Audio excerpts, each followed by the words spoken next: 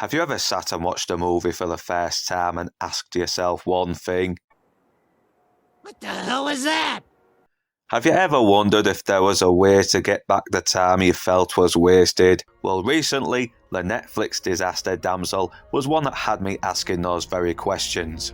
Damsel tells the tale of Princess 11, played by Millie Bobby Brown, whose father, King Sexy Beast, has agreed to marry his daughter off to a wealthy prince for the offer of enough gold to restore his dying kingdom. And after getting to know the prince and his mum, Queen Buttercup, she agrees to marry the prince. Then the man slings her into a cave. I'm sorry.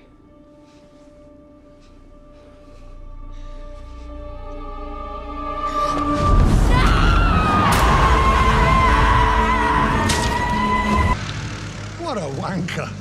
Injured and vulnerable, she finds out she is to be a sacrifice to a dragon. Now she must try to escape the cave and hope the dragon doesn't end up using her span as a fucking toothpick. And if you're keen on watching this and don't want to hear spoilers, then I suggest turning this off and checking the movie out before I go any further. Okay, let's go. Damsel is another failed attempt at not only girl bossing but trying to push Millie Bobby Brown as some action star, and I'm sorry, I just don't buy it. Now I do appreciate that Millie Bobby Brown is trying, and in fact she does actually do a decent job acting wise. I was also glad she starts off vulnerable, scared, naive, and had to learn to adapt in order to survive, instead of just being a strong female character that's flawless. But there were so many baffling moments, lapses in logic, questionable motives that not only took me out of the movie, but even jeopardised any potential this had of being even semi-decent. Why did Princess Buttercup's son have to mix his blood with the princesses from far away when he could have just grabbed any peasant girl, mixed his blood on her wound? How does putting your blood on the wound fool the dragon into thinking you're royalty? Because putting someone else's blood on another's wound doesn't change their fucking DNA, you know. How the fuck did a bunch of battle-hardened knights get killed within minutes of encountering the dragon, while a smaller girl with no battle experience managed to take down the fucker? How the fuck did Millie Brown climb a wall covered in sharp crystals and not cut herself? Why didn't the dragon burn her skinny ass while she was climbing? Why did Buttercup tell King Winston she was going to be sacrificed? It's his fucking daughter, you don't exactly admit that kind of fucking information, do you? Why is there a black queen in a country during a period in history when black people didn't exist in England? How the fuck did Millie Brown get a full dragon blast to the chest, yet only suffered minor burns to the arms and a burn near the left chest area? How the fuck is this tiny woman able to lift a heavy fuck-off sword like it's a paperweight? There was even a part near the end where she uses whatever resources she could to build a contraption in order to distract the dragon.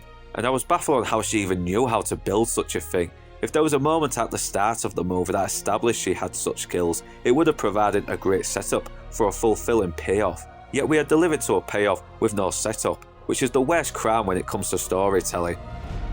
It's just dumb. Not only that, the CGI is awful, you're aware everything is shot in green screen, nothing feels genuine, every actor is trying their best but the lackluster script really holds them back. And I got nothing against Millie Bobby Brown, I hope she finds a better project with a decent director who can help guide her, help her show off any potential she still might have. But so far it's looking like she's going to have a hard time breaking away from her Stranger Things image.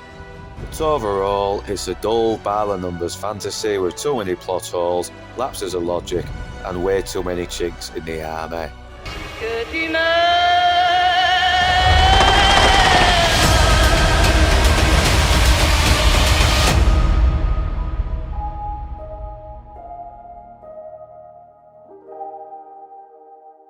I've two words to say to that. Shite!